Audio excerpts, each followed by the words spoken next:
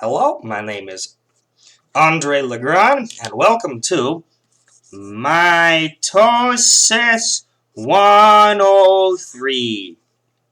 Thank you for the opportunity to have such a fun and open-ended assignment. Thank you, and I'm so sorry. Let us begin. Come, students, gather round as we explore the wonders of the cell. So, as I'm sure many of you have sat and wondered in quarantine, you sit there alone in your room, you look down at your body and you say, by what horrendous, horrible, evil mechanism could the agony of life persist and endure? Well, I'm here to tell you, it's this funny thing called mitosis. So here we have our cell. Beginning here, we have our cell membrane, our phospholipid bilayer filled with all kinds of fun things, like cholesterol and a bunch of different transmembrane proteins. And here we have our nuclear envelope. Remember, that's that one looks more like this. So you have your two sides of your phospholipid bilayers in an envelope shape. This allows it to have these lovely holes for information to pass in and out. Now, what could exist within our nuclear envelope? Well, I think we already know the answer to that. It's our DNA! Here we have our DNA, and this is kind of what it looks like when it's sitting there in our nuclear envelope. It's this long, stringy mess, and this long, stringy mess we like to call a chromatid. Nope, chromatin. No. It sits there in this long, stringy mess that we like to call a chromatin. Tin with an N. N for endure. That starts with an E. Whatever. So, here we have our chromatin. And when it's in this form, it's relatively easy for our little RNA copiers to come in and take little bits of RNA and shoot them out into the cell and copy various bits and bobs off of our DNA for the cell to run as it does, run like normal. They can get to it. However, it's a friggin' mess. It's so difficult to deal with. And we will get to that. However, in addition, this is not just one chromatin in this cell. No, no, no, no. For this is that most heinous of all creatures, a diploid cell. So we need another homologous chromosome. So these two, they contain very similar DNA. They are about the same length. They contain the same genes. However, they have different alleles. They have slight differences between each of them, but they cover the same information. They're like two editions of the same textbook. I'll let you decide which one's better. It's the 10th edition. The 11th is awful. This is how it sits in interphase, which is the first kind of stage of mitosis. It's technically the stage that comes before and after. We have our big pile of DNA within our cell. Now, at this point in interphase is when we have DNA replication. It's beautiful. So, each of our strips of DNA are going to, one by one, with their coiled strands, they're going to uncoil, separate, and get filled out again and copied until, boom, we have two strands of DNA from each of our original chromatins. We have two copies of each of our homologous chromatins. Two copies of each. Remember this.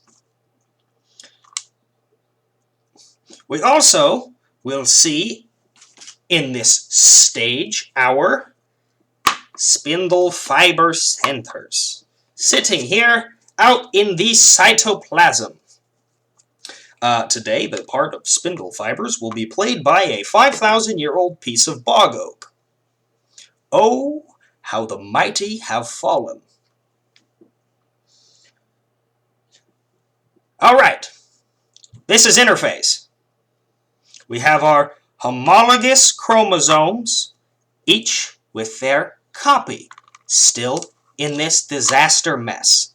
So let's clean things up a bit, shall we, as we move on to prophase. So at the beginning of prophase, as we start to get into it, our long, messy chromatin starts to get bundled and bundled and bundled and bundled and wrapped and knotted until you have a tight little ball that we call a chromatid with a D, because, I don't know, picking more than one letter different is too much effort.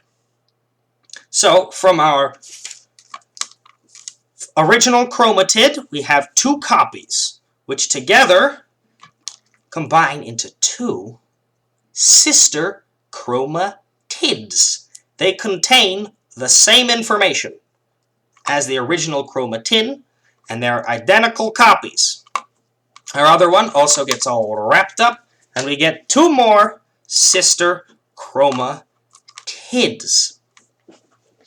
And they begin floating around in our nuclear envelope, which begins to slowly, but surely, inexorably dissolve and fall apart. And as this happens, our spindles begin inching their way towards the extremes of the cell. And again, we have two homologous chromosomes, which we will call blue painter's tape and silver duct tape. They're both tape. They both express the tape genes. However, one of them has duct tape, so it's slightly different. This one also produces the tape gene, but it's masking tape. And then each of them is two copies, two identical copies called sister chromatids, which we're also going to stick together. Whoop, as you do. This helps the cell manage them a little bit better, and will help me also manage them on my tiny little whiteboard, which is already crowded. And I stick them together. Now we move into prometaphase. The nuclear envelope continues to dissolve until it is no more. At this point, whoop, our lovely chromatids are moving towards the center of the cell, and our spindles have moved to the edges. And now they begin to unspool and fish, like so. Ha! Ha! Yeah.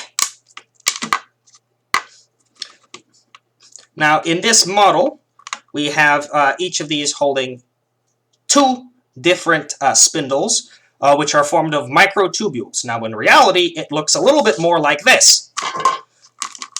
However, that would just make this entirely too messy. So, we have our spindles. They begin moving to the edge.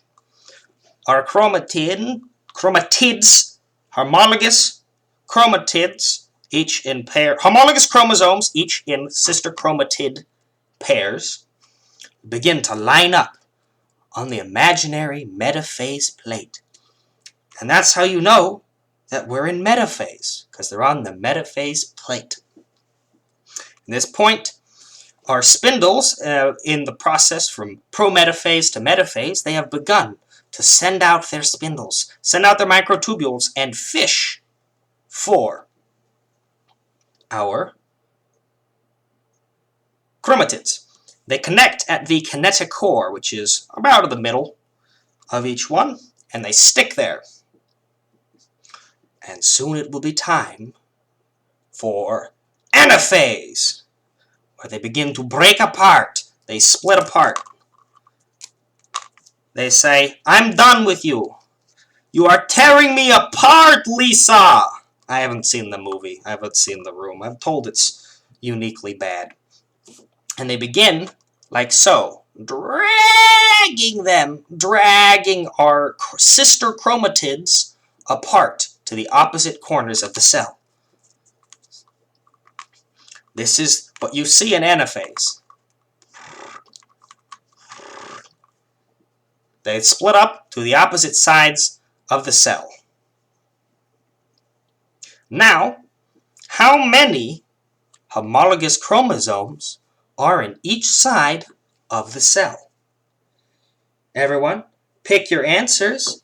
And now, quick, call in your answers. 618-868-1-2-3-9-5. Everyone, call in your answer to this phone number. Everyone send in their answers? Good. Okay, this is a scam phone number that won't leave me alone. Stop trying. I'm not going to give you any money. So, anaphase, they're split up, and we have in each corner of the cell 2 homologous chromosomes. They have different information, remember. Duct tape gene, masking tape gene, but they're still about the tape gene. Now, they have the duct tape and masking tape, the tape gene with masking tape expression and duct tape expression. They separate. And now we get into telophase. Now in telophase, we don't just want to have our DNA floating around or anyone might step on it. So, yes, that was a joke. We may now begin constructing our new nuclear envelopes in the corners of our cell. Once again, there's little gaps for information to flow in and out. And here we have our newly copied and split chromatids within our 2 nuclear envelopes of the 2 new daughter cells. At this point, we have our lovely telophase begin as our cell membranes begin to split off into 2 separate daughter cells. Our spindles get wound back up, or rather deconstructed in a really cool reversible polymerization reaction, which is just super duper dope, and I want to learn all about it. They shrink down, and here we have 2 mitotic cells, each one containing our 2 chromatids, which then, of course, will spread out again. 3rd time's the charm. Rule of 3s. That's how you do bits in comedy. They'll expand outwards, unknot, into their chromatid state. And now, as you can see, this daughter cell has those same copies of those same 2 original DNA chromatin strands. And it can continue growing and replicating and perpetuating the endless suffering that is life. But it's cool, so it's worth it. Everyone, welcome. Thank you so much for watching. And once again, I am so sorry. Have a wonderful day. I'm proud of you. Good night.